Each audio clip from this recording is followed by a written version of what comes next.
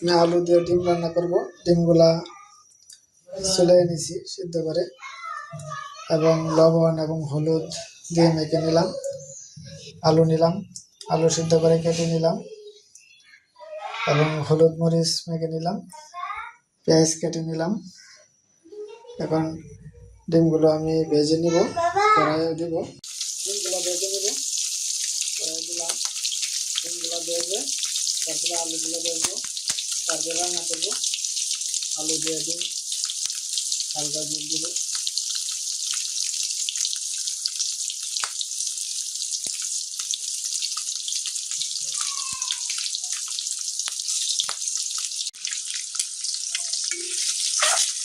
ডিমগুলো ভাজা হয়ে গেছে।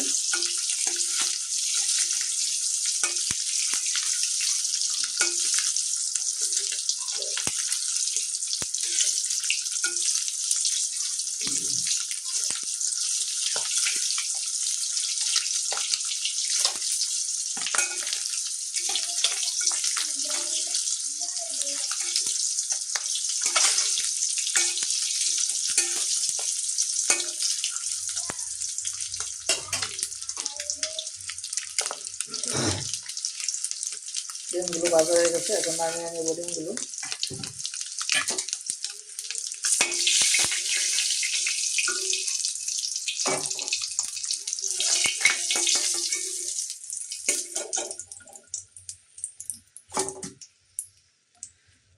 ডিম ভাজা হয়ে গেছে, এখন আলুগুলো দিয়ে দিব।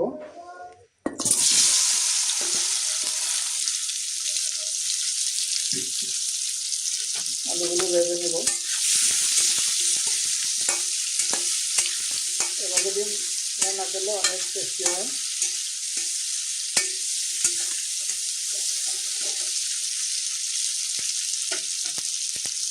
আলু দিয়ে ডিম বোনা।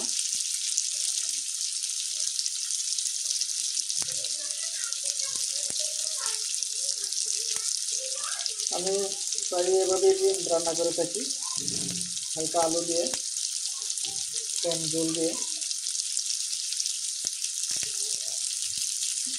আলুগুলো ভাজা হয়ে গেলে তারপরে পেঁয়াজ এবং রসুনগুলো দিয়ে দেবো তেলে। আমার আলুগুলো ভাজি হয়ে গেছে, এখন আমি নামিয়ে ফেলবো।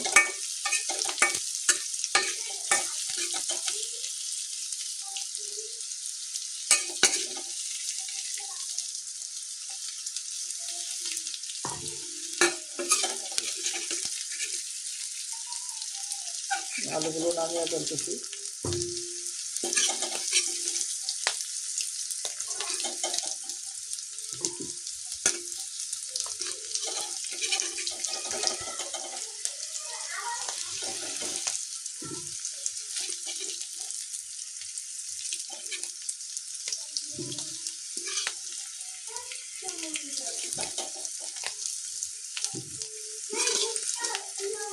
আলুগুলো ভালোভাবে ভেজে নিলে ডিম বোনাটা অনেক ভালো লাগে খেতে, অনেক টেস্টি হয়।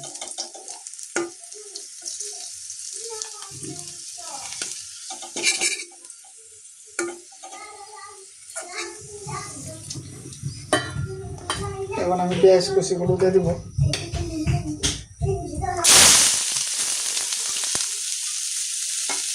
পেঁয়াজ, রসুন এবং কাঁচামরিচ একবারে দিয়ে তেল দিয়ে নেব। আর পেঁয়াজগুলো মোটামুটি ভাজা হয়ে গেছে, এখন আমি মশলা দিয়ে দিব। এখানে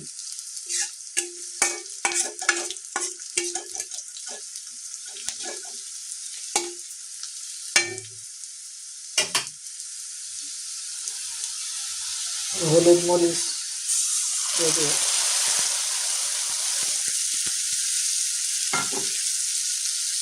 মশলাটা জাল হলে তারপরে আমি একটু জল দিয়ে আলু এবং ডিম দিয়ে দিব।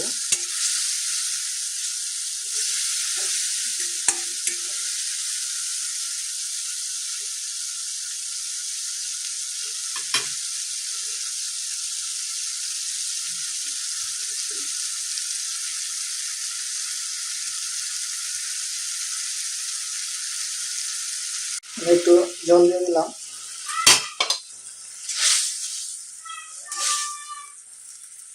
এখন এখানে ডিমগুলো আলুগুলো দিয়ে দিব। 4টা ডিম দিয়ে দিলাম। এখন আলুগুলো দিয়ে দিব।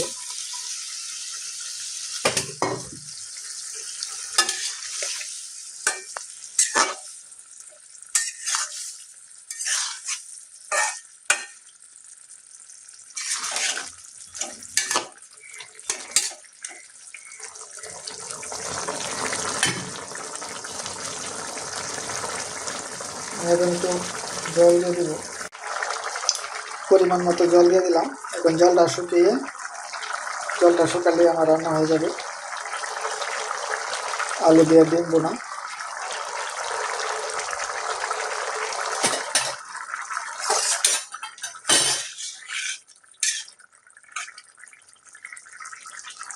এভাবে রান্না করলে অনেক টেস্টি হয় খাবারটা।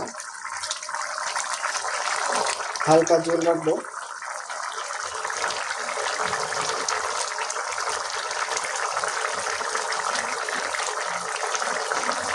আমার রান্নাটা কেমন হয়েছে কমেন্টসে অবশ্যই জানাবেন। আমি এভাবে ডিম বোনা করে থাকি আলু দিয়ে।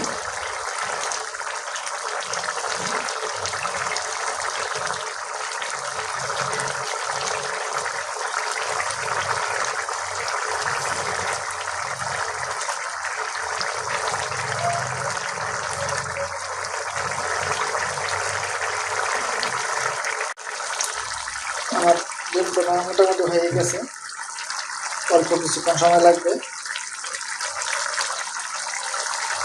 জলটা শুকিয়ে যাচ্ছে, আর একটু শুকাইলে আমি নামিয়ে ফেলবো। কালারটা অনেক সুন্দর হয়েছে, খেতেও মনে হয় ভালোই লাগবে। আর আলু দিয়ে ডিম বোনা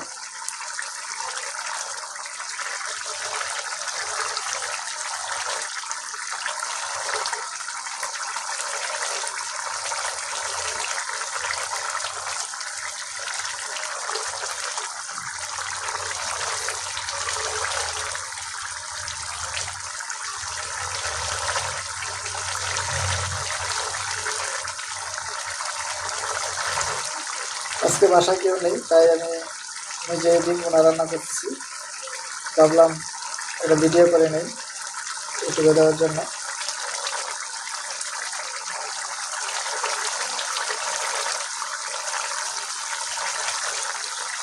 আমার রান্না শেষ, এখন আমি নামিয়ে ফেলবো ডিম বোনা।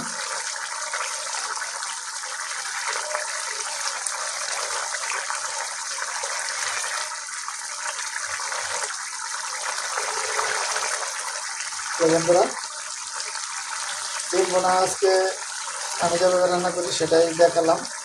আমার ভিডিওটা ভালো লাগলে চ্যানেলটা সাবস্ক্রাইব করে রাখবেন এবং পরবর্তী ভিডিও আপনাদের সাথে নোটিফিকেশন পেয়ে যান। ওকে, থ্যাংক ইউ, ধন্যবাদ।